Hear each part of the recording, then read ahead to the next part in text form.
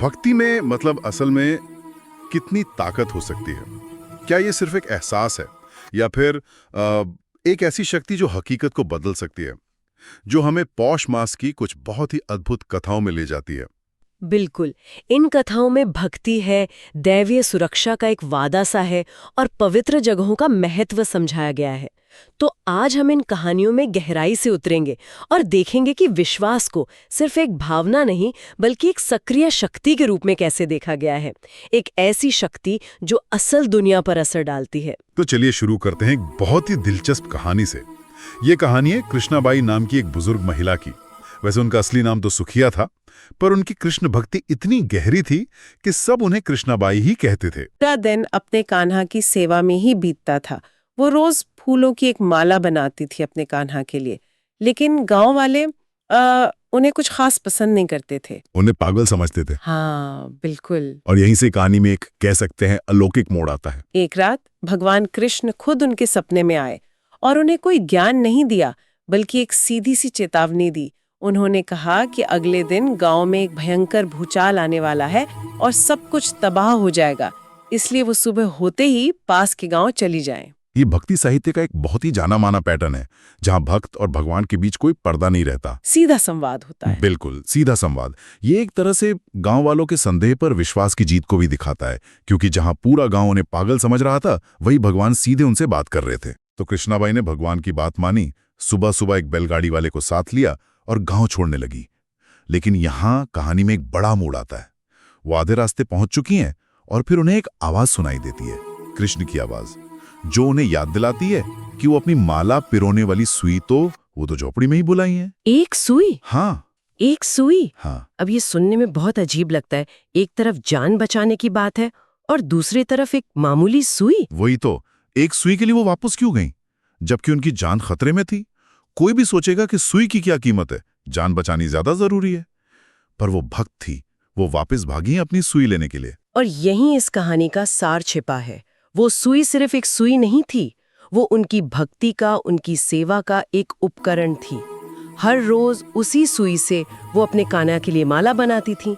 ये कहानी इस बात पे जोर देती है कि भगवान अपने भक्त की सेवा से जुड़ी छोटी से छोटी चीज का भी कितना ध्यान रखते हैं। और यहाँ जो होता है वो हैरान करने वाला है।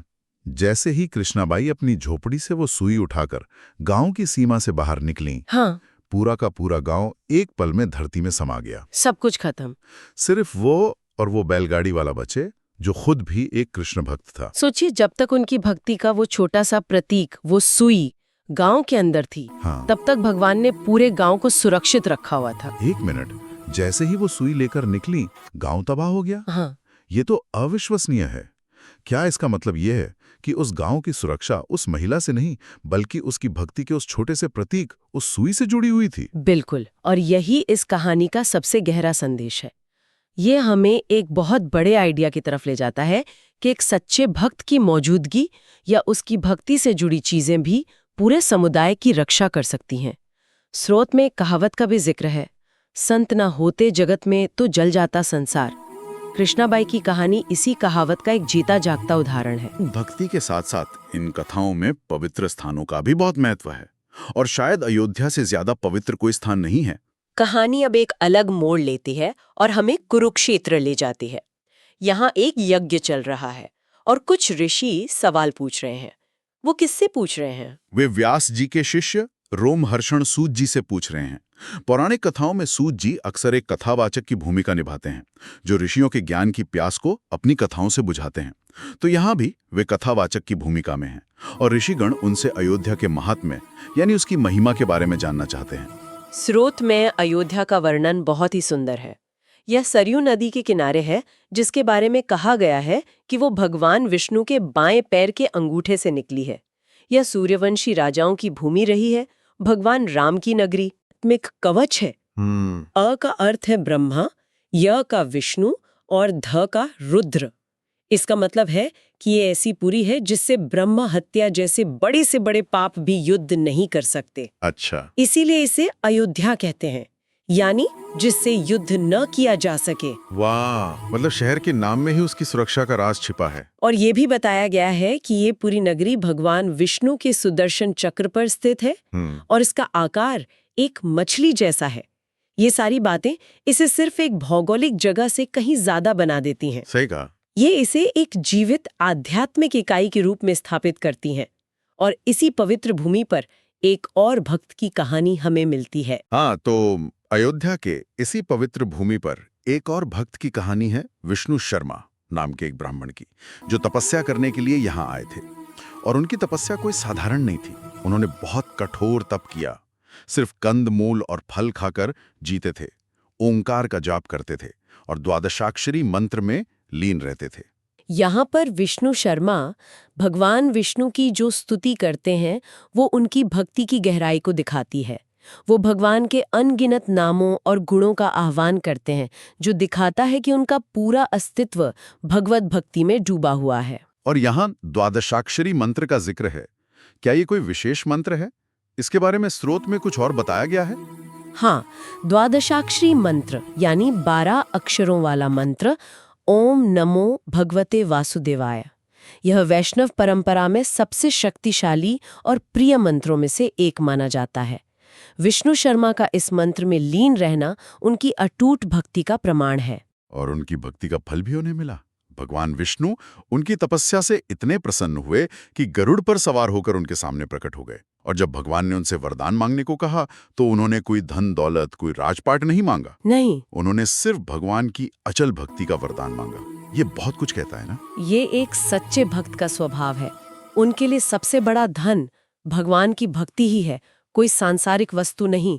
वे भौतिक सुख सुविधाओं के बजाय केवल आध्यात्मिक जुड़ाव ही चाहते हैं। भगवान ने उन्हें वो वरदान दिया, लेकिन साथ में एक और अद्भुत काम किया।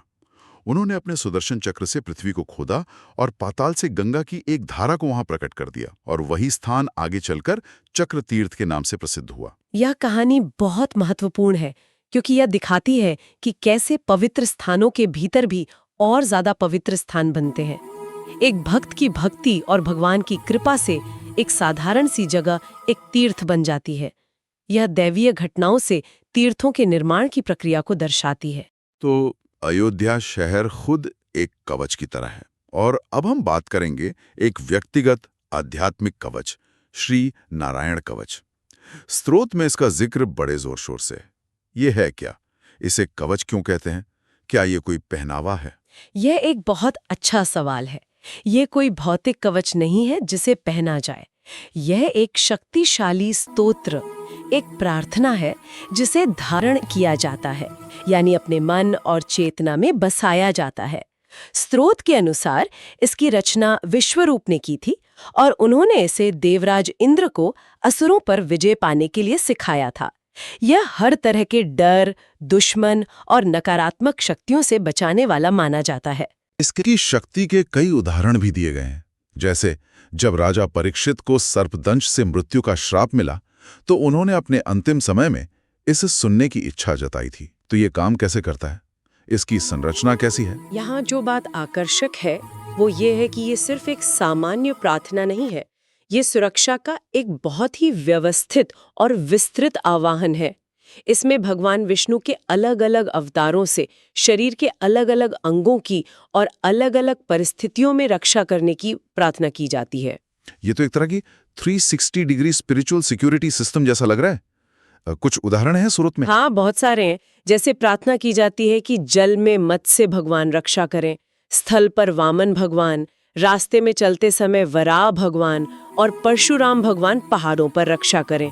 जंगल और युद्ध के मैदान जैसी खतरनाक जगहों पर नृसिंह भगवान रक्षा करें।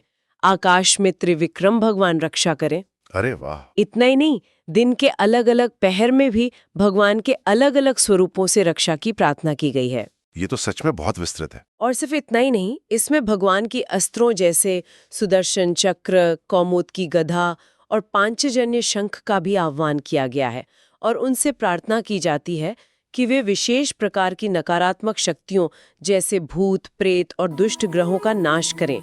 ये एक पूरी तरह से व्यापक सुरक्षा तंत्र है। कवच की शक्ति के बारे में स्रोत में एक और बहुत ही नाटकीय कहानी है। एक ब्राह्मण थे जिन्होंने इस कवच को सिद्ध किया हुआ था। उनकी मृत्यु रेगिस्तान में हो जाती है और समय के साथ उनका शरीर गल जाता है, सिर्फ हड्डियां बचती हैं। हाँ, और फिर एक दिन गंधर्वराज चित्ररथ अपनी पत्नियों के साथ अपने विमान में बैठकर उसी जगह के ऊपर से गुजर रहे होते हैं।